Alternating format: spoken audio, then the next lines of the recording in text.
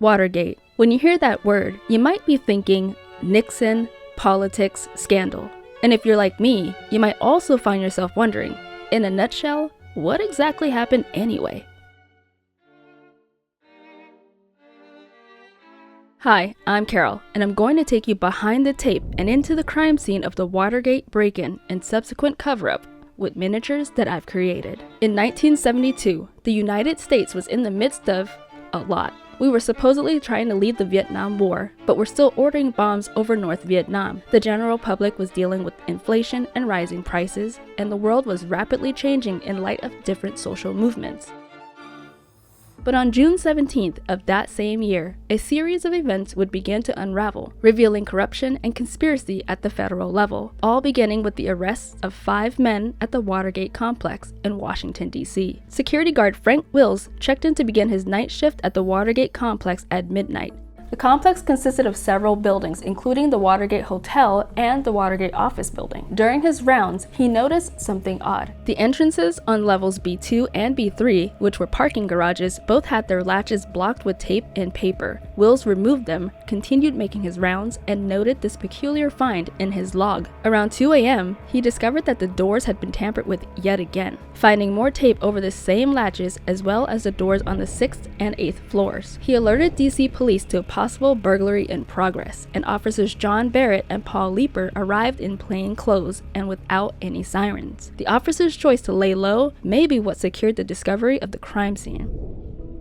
Leeper and Barrett immediately approached the floors where the paper and tape were found. These floors housed the Democratic National Convention headquarters, also known as the DNC. Keep in mind that the stakes were high. You see, for some context, 1972 was an election year, and the Republican incumbent Richard Nixon was running against Democrat George McGovern, and the election was in a matter of months. Inside of the DNC offices was everything an opposing campaign would want to get their hands on, which brings us back to the night of the burglary. When Barrett and Leeper entered the DNC offices, they discovered 5 men hiding behind the cubicles of a waiting room and arrested them at the scene. At first, each of the men either gave no name or only provided fake aliases. Noticing something strange, officers began to take note of the evidence at the scene. Officer Barrett reported that there were bugging devices, tear gas pens, many rolls of film, locksmith tools, thousands of dollars and $100 bills consecutively ordered. Who these men were and the materials they were found with painted a very different picture from your typical burglary. It would later be revealed that this wasn't the first time that these men broke into the DNC. This was actually the second break-in at the headquarters in a month. The first was to plant wiretaps, and the second was an unsuccessful attempt to repair a malfunctioning wiretap, which is when the 5 men were caught.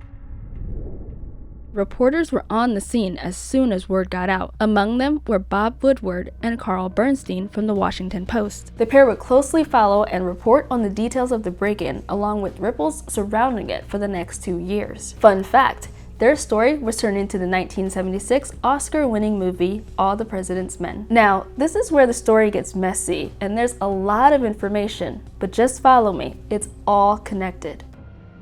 On June 19, 1972, just 2 days after the break-in, Woodward and Bernstein began their investigative work by identifying and publishing the names of the 5 men who broke into the DNC headquarters at Watergate. The media called them the plumbers. Get it? Plugging leaks? But for the sake of storytelling, because there's so many names involved, we're going to refer to them as the ground crew. 4 of these men had previous connections to the CIA's involvement in Cuba to varying degrees. Frank Sturgis, Eugenio R. Martinez, Virgilio R. Gonzalez, and Bernard L. Barker. The 5th man was James W. McCord. Let's take a second and talk about McCord because there's a lot that revolves around him. Retired from the CIA, he'd since been hired as the security coordinator for President Nixon's reelection committee. McCord also worked for a man named John Mitchell as a bodyguard for his wife Martha. Mitchell had previously been Nixon's attorney general and had become his reelection campaign manager. John Mitchell was also knee-deep in this break-in and feared that his wife Martha, a conservative figure in the media and not one to hold her tongue, would recognize McCord's name in the paper and begin sounding alarms just months before the election. To protect the president and the campaign at all costs, John went into damage control and instructed his security guards to keep his wife away from the story by any means possible. And I do mean any means. But I'll tell you more about that later. Let's get back to McCord. Despite McCord being among the ground crew arrested that fateful night, Richard Nixon himself denied his campaign's involvement in the break-in. He labeled the reporting as a smear campaign by the Washington Post, and his approval ratings were unaffected. As these government connections began to unravel, the peculiar items found at the crime scene begged the question, why were these men breaking in, and what did they want? While the Washington Post would continue digging with the help of an anonymous informant known only as Deep Throat to insiders, the FBI would also open up their own investigation. Yes, that's right. Deep Throat. Deep Throat was never named in any capacity in the Washington Post at the time the story was unfolding. Instead, information would be confirmed by a source with certain specialties, such as who was funding the break-ins. Deep Throat was able to confirm certain things said behind closed doors among White House staff and within the FBI's internal investigation. Woodward would meet Deep Throat nearly 17 times over the course of their time working together. They would exchange information at a parking garage in Virginia. When Woodward wanted to set up a meeting, he would place an empty flower pot with the red flag in it behind his balcony. Deep Throat would check for the flag in the early mornings to know whether or not they would need to meet later. If Deep Throat wanted to set up a meeting, he would arrange for Woodward's specific copy of the Post to have a clock scrawled on page 20. They would meet at the time depicted on the clock. The identity of Deep Throat, the anonymous source confirming and feeding information to the Washington Post, would fascinate political insiders and the public for decades before it was revealed. In August 1972, almost 2 months after the break-in, Woodward and Bernstein discovered a $25,000 check made out to the Nixon reelection campaign that had been deposited into the bank account of one of the burglars. This information had been confirmed by Deep Throat. This was major evidence that tied the reelection campaign, and maybe even Nixon himself, to the break-ins. Despite the ongoing investigation, Nixon did not only win re-election that November, he won by a landslide, earning 60% of the nation's votes and all but 17 of the Electoral College votes. As the FBI continued to look into the ground crew, they connected them back to the ringleader, E. Howard Hunt, a former CIA agent turned White House staff member. By January 1973, they discovered evidence that suggested the break-ins were intended to benefit the Nixon re-election campaign and were financed by a secret Republican fund. The FBI was running their own Watergate investigation and publishing findings, but ultimately concluded that there was not enough evidence to indict anyone directly in the White House. Deep Throat suspected otherwise and was concerned that FBI Director L. Patrick Gray was leaking write-ups to the Nixon team ahead of time. To find out whether or not the president had any involvement in the break-in, Congress moved to form a committee dedicated to investigating the allegations of possible crimes committed during the campaign and election. For 15 months, the House Judiciary Committee gathered testimonies and materials, the most important of which were the Nixon tapes. Remember those bugging devices that were found at the break-in? Well, similar to those, there were devices that were already secretly recording conversations, primarily in the Oval Office. President Nixon himself was knowingly recording his own conversations and meetings held in the Oval Office with a secret voice-activated recording system that captured both phone calls and in-person conversations. However, these devices were secret and wouldn't come to light until later. Meanwhile, the ground crew had all either pleaded or been found guilty and sentenced by January 1973. The same fate fell on ringleader E. Howard Hunt and G. Gordon Liddy, another White House staff member who helped plan and oversee the break-in. In the midst of the scandal, outside of the courtroom, Nixon was celebrating his second inauguration, while those who initially put everything on the line to protect him now began to speak more openly. Which brings me back to McCord. McCord, who, as mentioned before, had previously worked for the CIA and for the Nixon re-election campaign, presented a letter to the court stating that they were all pressured to plead guilty and lie under oath to protect higher-ups involved in the scandal. Quick sidebar. 2 years later, McCord would reveal some unsavory truths about what was happening behind the scenes of this scandal. Remember Martha Mitchell, the wife of Nixon's campaign manager? The one I told you I'd come back and tell you more about? Well, Martha alleged that back in 1972 that she was kidnapped and fully held against her will in order to keep her quiet about McCord. The Nixon campaign disregarded her publicly, labeling her an alcoholic and mentally ill. But McCord confirmed her story. Martha Mitchell was telling the truth. She was, in fact, kept in a hotel and forcibly sedated in front of her young daughter. Days later, Martha was quoted saying, "I'm black and blue. I'm a political prisoner." After McCord's bombshell letter about being pressured to plead guilty, things started to unravel for President Nixon and grow dangerous for Woodward's inside man, Deep Throat. Deep Throat had repeatedly suggested to Washington Post reporter Bob Woodward that absolutely everyone in Nixon's staff be interviewed. Woodward ran with this and honed in on one man, Alexander P. Butterfield, a presidential aide who was also in charge of internal security and yet had never been interviewed by the Judiciary Committee.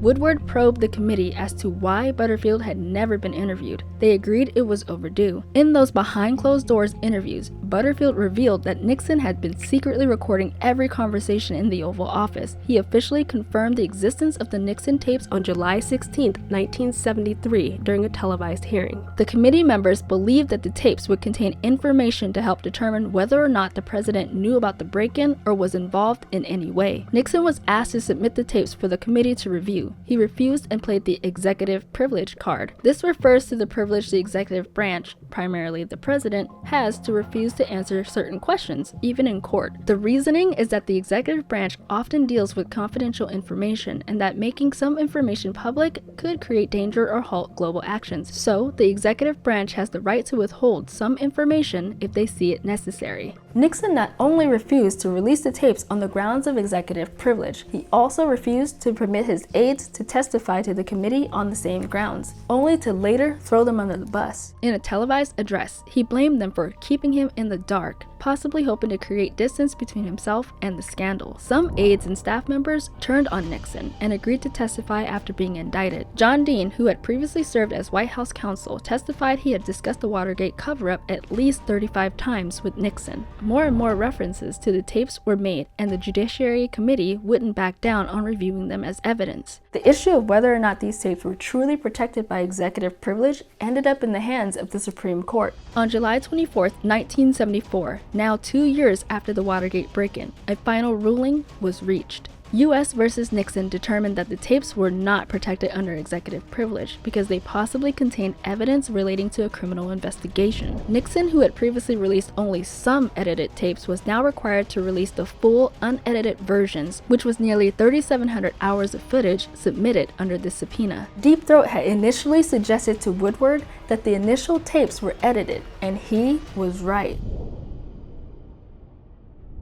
The damning audio, known to some as the smoking gun, brought to light that Nixon not only knew about the break-in, but used his power as president to cover it up. By July 27th, a few days after the Supreme Court reached their decision, Congress was preparing to vote on 3 drafted articles of impeachment, all in relation to obstruction of justice. But on August 8, 1974, before the articles could be voted on, Richard Nixon etched into history the announcement of his resignation and became the first and only U.S. president to resign from office to this day. During his televised resignation, Nixon stated, "I have concluded that because of the Watergate matter, I might not have the support of the Congress that I would consider necessary to back the very difficult decisions and carry out the duties of this office in the way the interests of the nation will require. I have never been a quitter. To leave office before my term is completed is abhorrent to every instinct in my body. But as president, I must put the interests of America first." This resignation meant that Nixon was now a civilian, with no executive privilege to act as an obstacle in a court of law. But he'd never be investigated for his potential involvement in Watergate as an individual. With Gerald Ford moving from the position of vice president to becoming president, one of his first major actions was to grant Richard Nixon a full and unconditional pardon for any crimes possibly committed during his time as president. This meant that Nixon could not be tried or imprisoned for any alleged crime that took place while he was president. Which is why I've been saying alleged this whole time. Allegedly. Meanwhile, the other accomplices in the break-in would be found guilty and serve time in prison, including the ringleader E. Howard Hunt and his co-conspirator G. Gordon Liddy and all of the ground crew along with former White House counsel John Dean. Since Nixon's resignation, the Watergate scandal remains one of the most infamous stories from modern U.S. history that rears its head back into relevancy every few decades. In 2003, a prior member of Nixon's re-election campaign asserted that he actually heard Nixon giving the orders to go through with Watergate Watergate. And in 2005, one of the other unsolved mysteries of the case was finally put to rest. W. Mark Felt would identify himself as Deep Throat, the confidential informant to the Washington Post. Felt was serving as deputy director of the FBI at the time, making him second in command to FBI Director L. Patrick Gray. Ironically enough, Felt was mentioned in the Nixon tapes as someone who may have potentially served useful in protecting the president during the investigations. Martha Mitchell, the wife of John Mitchell, who was kidnapped and sedated to keep quiet, would later separate from her husband. Though John resigned, naming the welfare of his wife and daughter as a reason, he remained loyal to Nixon during the hearings. Martha tragically died of cancer not long after, in 1976. Her attorney reported that she died desperately ill, without friends, and without funds. In a nutshell, some janky tape on some doors led to some incriminating tapes in the president's office that pretty much forced him to quit his job because of his alleged involvement in some super shady stuff that went down during election year. Just proving that the smallest piece of evidence can take down one of the most powerful people in the world. That's Watergate. Let me know what other cases you'd like me to explore through miniatures.